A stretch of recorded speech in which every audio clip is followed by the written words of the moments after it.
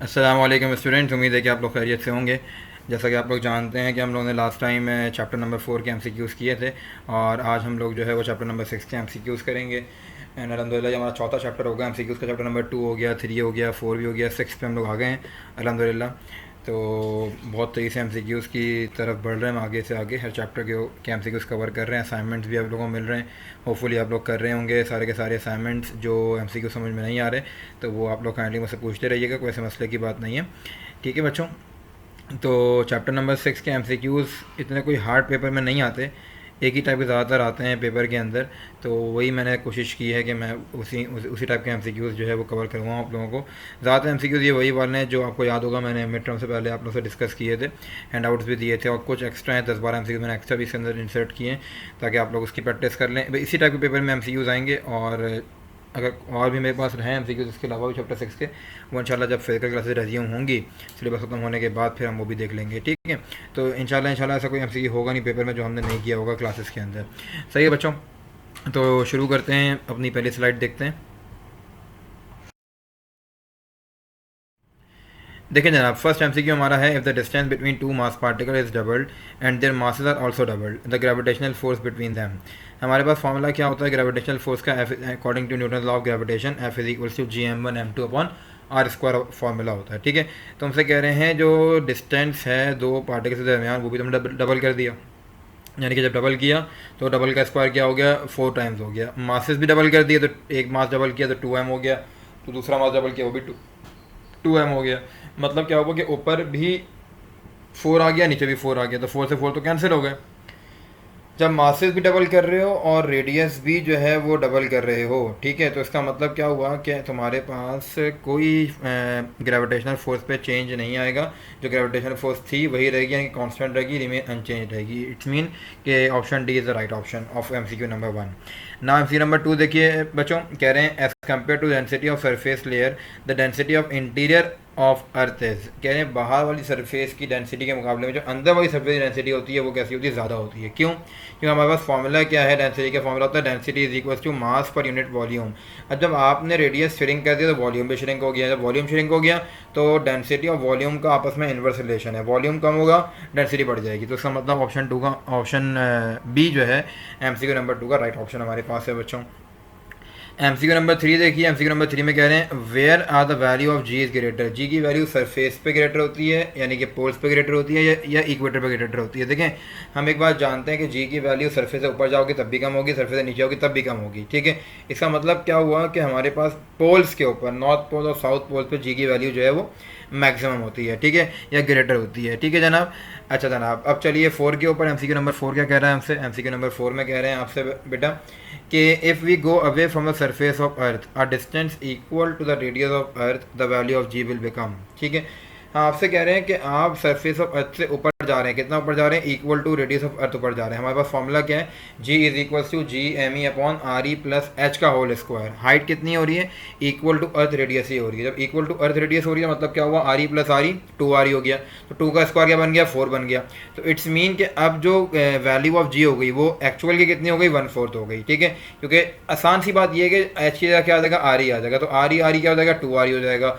और 2RE मौजूद क्या है? डिनोमिनेटर में मौजूद है। जब तुम 2RE का स्क्वायर लोगे तो वो 4RE स्क्वायर बन जाएगा। इट्स मीन 1/4 बन गया। ठीक है, 1/4 हो गई ग्रेविटी जनाब। नेक्स्ट नंबर 5 MCQ कहते हैं the value of G at the centre of earth है। सेंटर ऑफ अर्थ पे हमेशा जी की वैल्यू 0 होती है। ठीक है भाई। अच्छा जी, नंबर 6 देखें, नंबर 6 में कह रहा था short range force in nature is. Short range force कौन सी हो सकती है? देखें, अगर एटम को लिया जाए, एटम हमें नज़र नहीं आता अपने नेक डाई से, कि हम जानते हैं कि न्यूक्लियस और इलेक्ट्रॉन के दरमियान जो है बहुत ही स्ट्रॉन्ग न्यूक्लियर फोर्स होती है। ठीक है, शॉर्ट रेंज है, शॉर्ट रेंज फोर्स है, इससे शॉर्ट रेंज फोर्स हमारे पास कोई नहीं है। ठीक है ना, जो कि जिसको हम क्या कहते हैं? स्ट्रॉन्ग न्यूक्लियर फोर्स कहते हैं। ठीक है बच्चों, उसके बाद देखें नंबर 7 में कह रहे हैं the minimum velocity at which a body must be projected to go out from the earth pulls gravitational pull is called. मतलब वो कौन सी मतलब यूँ समझे कह रहे हैं कि अर्थ के ग्रेविटेशनल पुल से निकलने के लिए, कि अर्थ की ग्रेविटेशनल फोर्स से निकलने के लिए किसी भी बॉडी को जो मिनिमम वेलोसिटी चाहिए बाहर निकलने के लिए वो क्या है? मतलब प्रोजेक्ट जब करना आ रहे हैं आप against the earth pull, against the gravitational pull of the earth, तो वो मिनिमम वेलोसिटी किसी भी बॉडी की क्या होगी जिससे वो मूव करके जाती है ऊपर, तो वो होती है जनाब एस्केप वेलोसिटी, याद रखिएगा इस बात को, ठीक है। कौन सी कराती है? वो एस्केप वेलोसिटी कराती है। नेक्स्ट स्लाइड देखिए बच्चों। नेक्स्ट स्लाइड का पहला एमसीक्यू कह रहा है हमसे, the sun exerts a force of attraction on the planets for keeping them in a, देखो सोलर सिस्टम के बीच में सन मौजूद है, ठीक है, सोलर सिस्टम के बिल्कुल बीच में सन मौजूद है, तो इसका मतलब क्या हुआ कि हम ये बात जानते हैं, और सन के अराउंड जो है वो घूम रहे हैं तमाम प्लैनेट्स, ठीक है। और हमें बात पता है कि वो फोर्स जो किसी भी बॉडी को मूविंग इन अ सर्कल रखे वो कहलाती है सेंट्रीपिटल फोर्स, ठीक है। देखिए सोलर सिस्टम के अंदर जो सेंट्रीपिटल फोर्स प्रोवाइड कर रही है वो ग्रेविटेशनल फोर्स प्रोवाइड कर रही है, ठीक है। अब हमेशा डायरेक्शन कैसी होती है? सेंटर से सेंटर की तरफ होती है, direction toward centre of circle होती है, ठीक है। और सेंटर में कौन मौजूद है? सन मौजूद है। तो इसका मतलब सन प्रोवाइड कर रहा है तमाम प्लैनेट्स को वो एग्जैक्ट फोर्स ऑफ अट्रैक्शन, ताकि वो अपने ऑर्बिट्स में जो है मूव कर सकें। समझ में आ गई बात ये वाली, ठीक है जनाब। अब देखिए आगे चलें। नंबर 9 में कह रहे हैं which one of the following can be use to determine the mass of earth. बहुत ही बच्चों वाली बात है, तो कि हमें अगर मास ऑफ अर्थ निकालना होगा तो हम कौन सा फॉर्मूला यूज़ करते हैं? हम पता है कि Newton law of gravitation use करते हैं to find out the mass of earth. Number 10 MCQ देखें बच्चों। नंबर 10 में कह रहे हैं as we go below the surface of earth the value of G is. Surface से बिलो जाओ, सरफेस से अपवर्ड जाओ, जी की वैल्यू ने डिक्रीज ही होना है, ठीक है। तो जी की वैल्यू क्या होगी बच्चों? डिक्रीज ही होगी जनाब। Next MCQ, a person has a mass of 70 kilogram over the surface of earth, his mass on the surface of moon will be। देखें मास नेवर बी चेंज, चाहे ग्रेविटी की वजह से मास चेंज नहीं होता, ठीक है।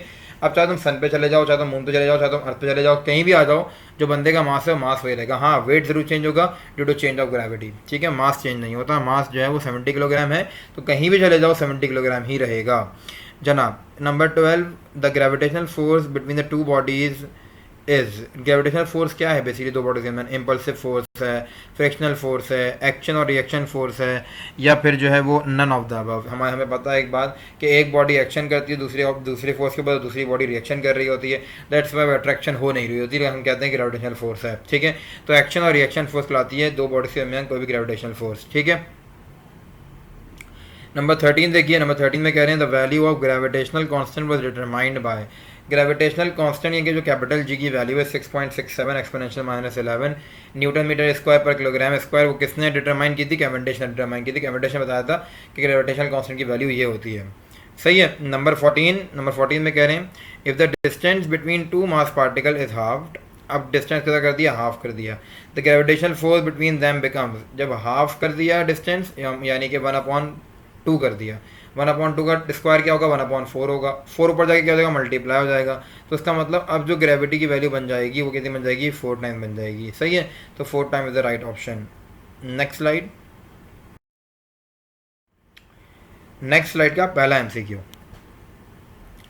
कह रहे हैं as we go the depth below the earth surface the value of G reduces to 1/2 of its value on the earth surface. देखो तुमसे कह रहे हैं at what depth below the earth surface the value of G reduces to 1/2 of its value on the earth surface.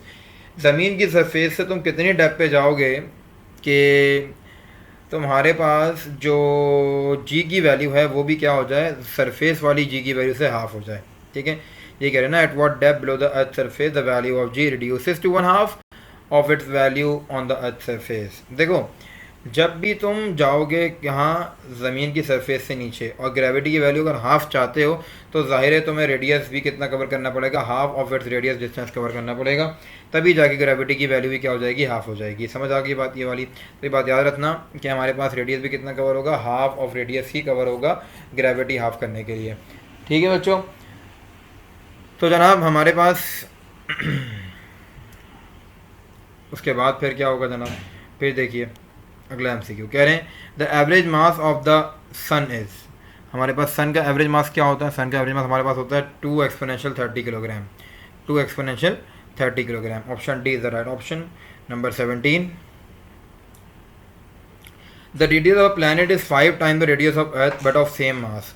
Value of G on the planet is. अगर G की value जो है हमारे पास 5 टाइम द रेडियस, किसी भी planet का जो radius है वो 5 टाइम दूसरे प्लैनेट से बड़ा है लेकिन मास सेम है, तो बताओ उसकी प्लैनेट की वैल्यू जी की वैल्यू पे क्या फ़र्क पड़ेगा? जी जनाब क्या कह रहे हैं? The radius of a planet is 5 time the radius of earth but of same mass. Mass same है, लेकिन रेडियस जो है 5 टाइम्स जो है दूसरे प्लानट से कंसिडर करें तो कह रहे हैं ज़्यादा है, 5 टाइम्स ज़्यादा है। तो उससे पता ये कि जी की वैल्यू पे क्या फ़र्क पड़ेगा। जी की वैल्यू देखें, फिर फॉर्मूला क्या होगा, G equal to G M E upon R E square, ठीक है। तो रेडियस जब 5 टाइम्स ज़्यादा है तो उसका मतलब क्या होगा, 5 का स्क्वायर 25, तो 1/25 टाइम्स हो जाएगी जी की वैल्यू, ठीक है बच्चों। फिर चलिए आगे नंबर 18 एमसीक्यू के ऊपर। नंबर 18 एमसीक्यू में देखते हैं क्या कह रहा है। नंबर 18 एमसीक्यू में कह रहे हैं which of the following is not a universal constant. Planck's constant पता है हमें, वैल्यू जो है वो कांस्टेंट होती है, ठीक है। एक्सेलरेशन ड्यू टू ग्रेविटी का कांस्टेंट होता है, वेरिएबल है। कैसे वेरिएबल है, सरफेस पे तो कांस्टेंट है, लेकिन जब आप अपवर्ड या मूववर्ड अपवर्ड या डाउनवर्ड करेंगे मूव तो उस वक्त जो है वो चेंज हो जाता है। तो इसका मतलब एक्सेलरेशन ड्यू टू ग्रेविटी जो कांस्टेंट की सूरत नहीं है। गैस कांस्टेंट वैल्यू है, ग्रेविटेशनल कांस्टेंट भी कांस्टेंट वैल्यू है। एक्सेलरेशन ड्यू टू ग्रेविटी जो है वो कांस्टेंट वैल्यू नहीं है, वो वेरिएबल है जब आप मूव करते हैं अपवर्ड या डाउनवर्ड, ठीक है। नंबर 19 एमसीक्यू क्या कह रहा है बच्चों आपसे, कह रहे हैं the weight of a body will be zero if we could create a situation such as. कभी भी बॉडी का वेट कब ज़ीरो होता है, बॉडी का वेट उस वक्त ज़ीरो होता है, ओरिजिनल वेट नहीं, अपेरेंट वेट, ठीक है। उस वक्त ज़ीरो होता है जब तुम्हारे पास बॉडी फ्री फॉलिंग, यानी कि जो बॉडी की एक्सेलरेशन है वो एक्सेलरेशन ड्यू टू ग्रेविटी के बराबर हो जाए। यहाँ देखो, यहाँ पे सिलसिला क्या है, A plus G equal to zero, मतलब माइनस जी हो जाएगा, नहीं हो सकता, ठीक है। हाँ, यहाँ ए माइनस जी है, माइनस जी तरह क्या हो जाएगा, प्लस जी हो जाएगा।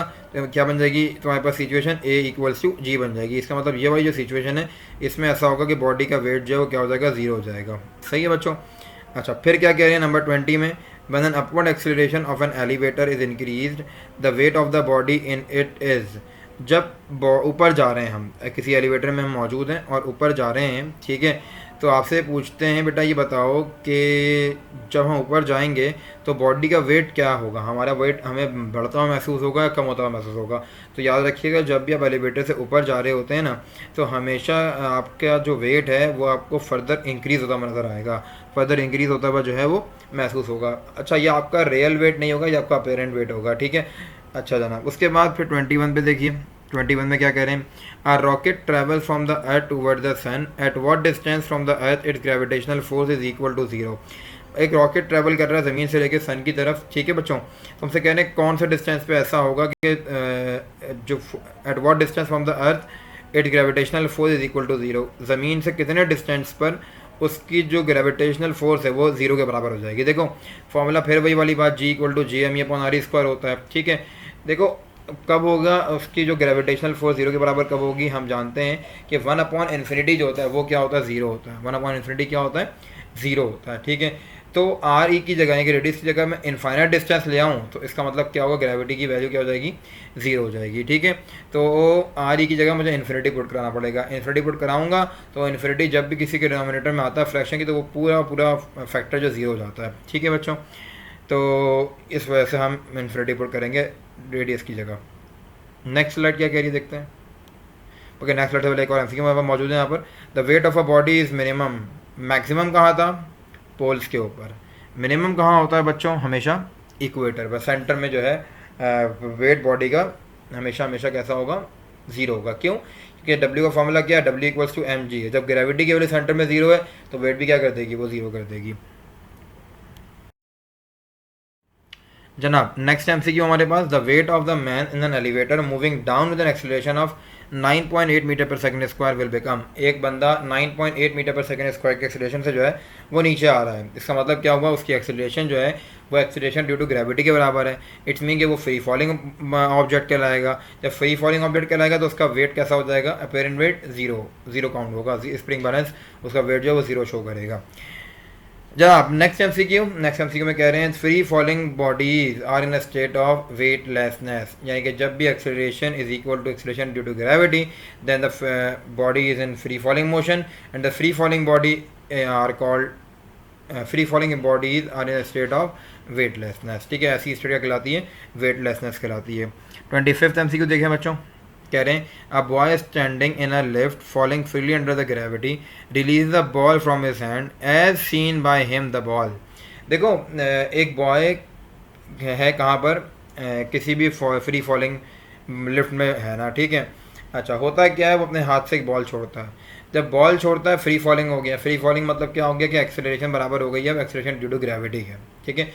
तो उसको ऐसा लगेगा, उसके अकॉर्डिंगली उसको ऐसा, जब वो बॉल उसके साथ एक बॉल थी, उसे बॉल छोड़ दी, जब बॉल छोड़ दी तो उसको बॉल जो है वो नीचे जाती हुई नज़र ही नहीं आएगी, ऐसा लगेगा बॉल रुक गई है, ठीक है। तो इसका मतलब क्या होगा कि रिमेन स्टेशनरी, उसके लिए बॉल क्या हो जाएगी, स्टेशनरी हो जाएगी, ठीक है जनाब।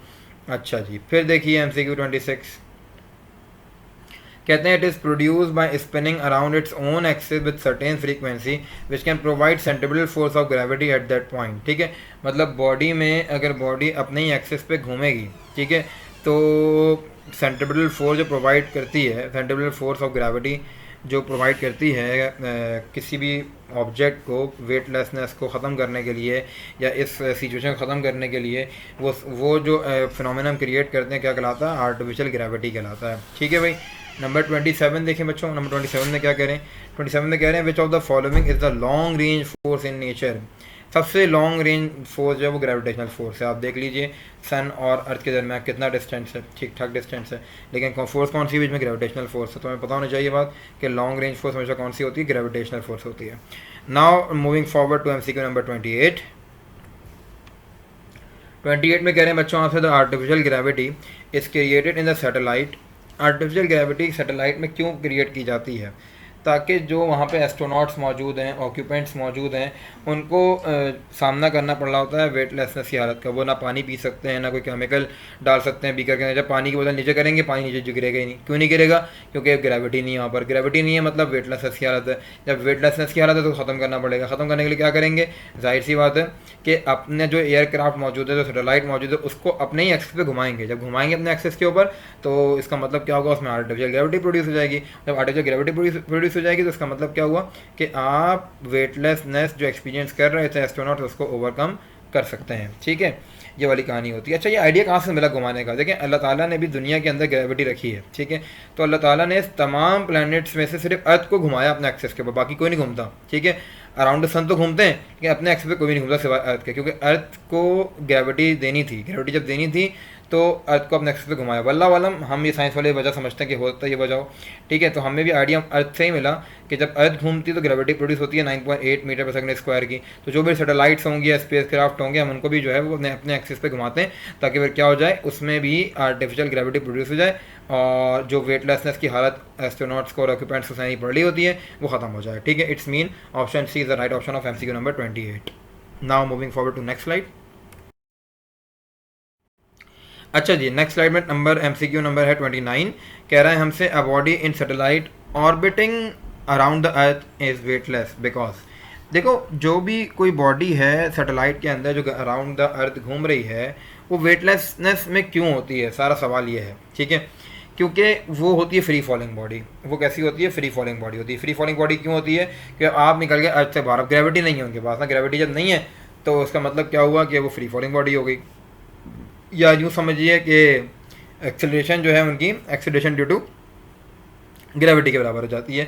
तो इसी वजह से उनमें वो उन पे जो हालत होती है कौन सी होती है, वेटलेसनेस वाली सिचुएशन आ जाती है। उसको ओवरकम करने के लिए हम आर्टिफिशियल ग्रेविटी प्रोड्यूस करते हैं। ऑप्शन ए जो है वो हमारा राइट ऑप्शन है। It is essentially a free falling body. Number 30 कह रहे हैं an electron move around the nucleus of an atom due to. Electron जो है न्यूक्लियस के अराउंड क्यों सर्कुलेट कर रहा होता है, क्यों घूम रहा होता है? इसलिए घूम रहा होता है बच्चों कि उसके दरमियान न्यूक्लियस और इलेक्ट्रॉन के दरमियान जो फोर्स मौजूद है वो कौन सी फोर्स है हमारे पास, कूलम फोर्स है, ठीक है। कूलम फोर्स के वजह से इलेक्ट्रॉन रिवॉल्व कर रहे होते हैं न्यूक्लियस के अराउंड, ठीक है। नंबर 31 MCQ देखिएगा। नंबर 31 में कह रहे हैं which of the following is relatively strong force and nature. Strong nuclear force ही जो है वो स्ट्रॉन्ग फोर्स एंड नेचर है, क्योंकि सबसे ज़्यादा स्ट्रॉन्ग फोर्स वही होती है। तो स्ट्रॉन्ग न्यूक्लियर फोर्स जो है वो हमारे पास, बल्कि नहीं sorry, which of the following is relatively strong force in nature. Nature में जो हमारा स्ट्रॉन्ग नेचुरल फोर्स है वो ग्रेविटेशनल फोर्स है, ठीक है। तो याद रहे इस बात को। शॉर्ट रेंज अगर पूछेंगे ना तो वो स्ट्रॉन्ग न्यूक्लियर फोर्स होगी। नंबर 32 में हमारे पास कौन सी है, an object wait 10 Newton, what will be the spring balance, what will be the spring balance read if the elevator is descending at constant velocity of 9 metre पर second. देखो, अब बंदा जो है वो कांस्टेंट वेलोसिटी से नीचे आ रहा है, ठीक है।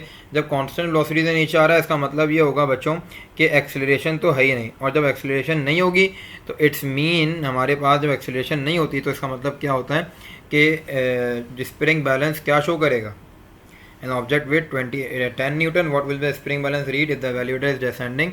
एलिवेटर कहाँ आ रही है, नीचे आ रही है, एलिवेटर नीचे आ रही है बच्चों, तो इसका मतलब क्या हुआ, और कांस्टेंट वेलोसिटी से नीचे आ रही है, कांस्टेंट वेलोसिटी से नीचे आ रही है, इसका मतलब एक्सेलरेशन नहीं है।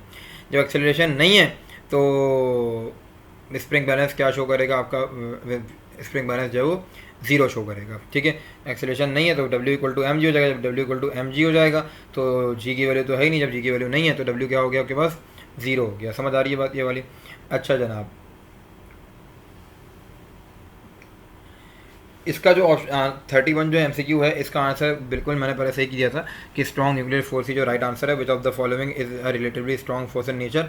ये स्ट्रॉन्ग न्यूक्लियर फोर्स ही जो होती है सबसे ज़्यादा स्ट्रॉन्ग फोर्स होती है नेचर के अंदर, ग्रेविटेशनल फोर्स नहीं है बच्चों, ठीक है। तो इसका राइट ऑप्शन जो है वो ऑप्शन ए है 31 का। अच्छा नेक्स्ट MCQ पे आइए। नेक्स्ट MCQ कह रहे हैं आपसे, the apparent wait of a person standing in an elevator which is moving down with uniform acceleration will be. जब डाउनवर्ड जा रहा है तो अर्थ सरफेस के वेट से कम, जब अपवर्ड जा रहा है तो अर्थ सरफेस के वेट से ज़्यादा होगा, इसका मतलब less than its weight on earth surface, ठीक है। नाउ MCQ नंबर 34 में कह रहे हैं the apparent wait of a body in a satellite along orbiting around the earth is always. जब भी कोई अपेरेंट वेट होगा ना बॉडी का, जो अर्थ के अराउंड जो है, अर्थ के अराउंड कोई सैटेलाइट घूम रही है तो उसके अंदर जो बॉडी मौजूद है उसका अपेरेंट हमेशा जीरो होता है, तभी तो वेटलेसनेस में होती है body. Number 35, artificial gravity is produce in a spacecraft, ये रिपीट हुआ है, overcome the state of weightlessness, ठीक है। Number 36, if the radius of the earth was to shrink and its mass was to remain same the acceleration the surface of earth will. Formula होता है जी, the acceleration कौन सा, acceleration due to gravity, ठीक है। Surface of अर्थ पर जो है acceleration due to gravity क्या हो जाएगी, अगर हम जो है रेडियस श्रिंक कर दें और मास को सेम रहने दें। जब रेडियस श्रिंक कर दिया तो फॉर्मूला है G equal to G M E upon R E square, ठीक है। आर ई और G के दरमियान इन्वर्स रिलेशन है, तो इसका मतलब आर ई जब तुम कम करोगे तो तुम्हारे पास जो एक्सेलरेशन ड्यू टू ग्रेविटी वो बढ़ जाएगी, ठीक है। तो यहाँ पे क्या ऑप्शन आएगा, इंक्रीज ऑप्शन आएगा, सही है बच्चों। आगे चलें नंबर 37 के ऊपर। नंबर 37 में कह रहे हैं, if a man goes to a height equal to radius of earth its surface its weight relative to the that of earth would become. अगर आपका जो इंसान है वो जा रहा है ज़मीन के रेडियस के मुताबिक ही ऊपर, ठीक है, तो फॉर्मूला क्या है हमारे पास, G equal to G M E upon R E square, R E plus H का होल स्क्वायर, ठीक है। तो ग्रेविटी पे जितना फर्क पड़ेगा उतना वेट पे भी फर्क पड़ेगा। ग्रेविटी कितनी हो जाएगी, ट्वाइस ऑफ अर्थ ऊपर जा रहा है, नहीं इक्वल टू रेडियस ऊपर जा रहा है, तो एच की जगह आर ई आ जाएगा, R E plus R E, two R E का स्क्वायर 4 आर ई स्क्वायर, तो 1/4 2 आर ई स्क्वायर 1/4 हो जाएगी, ठीक है। जब ग्रेविटी 1/4 हो जाएगी तो वेट भी कितना हो जाएगा, 1/4 ही हो जाएगा, सही है। नेक्स्ट देखो 38 में कह रहे हैं the dimension of G is, dimension of G तो मैं निकालना आती है by Newton law of gravitation. Formula क्या होता है, F equals to G M one M two upon R square, ठीक है। तो जी की वैल्यू कैसे निकालोगे, F R square upon M one M two से निकालोगे तुम जी की वैल्यू, क्या निकलेगी, M inverse L cube T minus 2 निकलेगी, ठीक है, ये निकलेगी हमारे पास जी की वैल्यू। अच्छा फिर 39 देखो, 39 में कह रहे हैं the centre of a mass of a system of particle. Centre of mass जो है क्या सेंटर ऑफ ग्रेविटी को कॉन्सेप्ट करता है हमेशा या कभी भी नहीं, या नॉन ग्रेविटेशनल फील्ड के अंदर या ग्रेविटेशनल फील्ड के अंदर। हाँ अगर ग्रेविटेशनल फील्ड है, कॉन्स्टेंटली ग्रेविटेशनल सेम है उसकी, तो सेंटर ऑफ मास जो है सेंटर ऑफ ग्रेविटी एक ही चीज़ होती है, ठीक है, अगर ग्रेविटी चेंज नहीं हो रही तो। अच्छा जनाब नंबर 40 और लास्ट MCQ इस चैप्टर का जो हमने स्लाइड्स बनाई है उसमें कह रहे हैं above the surface of earth if you go to the distance equal to double of radius of earth. जब डबल ऑफ अर्थ के चले जाओगे तो 2 + 1 कितना हो जाएगा, 3 हो जाएगा, ठीक है। एच की जगह आ जाएगा 2 are E plus R E 3 R E, 3 का स्क्वायर 9, ठीक है, 1/9 हो जाएगी आपके पास gravity, the value of G will become 1/9 हो जाएगी, ठीक है। तो ये आपके जनाब तमाम के तमाम MCQ चैप्टर नंबर 6 के ख़त्म हुए यहाँ पर, ठीक है। असाइनमेंट में तकरीबन यही सारे MCQs हैं, तो इसको देख के समझ के उसके बाद खुद अटैम्प्ट कीजिएगा, देखते हैं आप लोग कितने सही कर सकते हैं लेक्चर सुनने के बाद MCQs, ठीक है बच्चों। तो यहाँ तक काफ़ी है चैप्टर नंबर 6 के MCQs। इंशाल्लाह नेक्स्ट लेक्चर में हम चैप्टर नंबर 7 के MCQs करेंगे, तो अपना ख्याल रखिएगा, अल्लाह हाफ़िज़।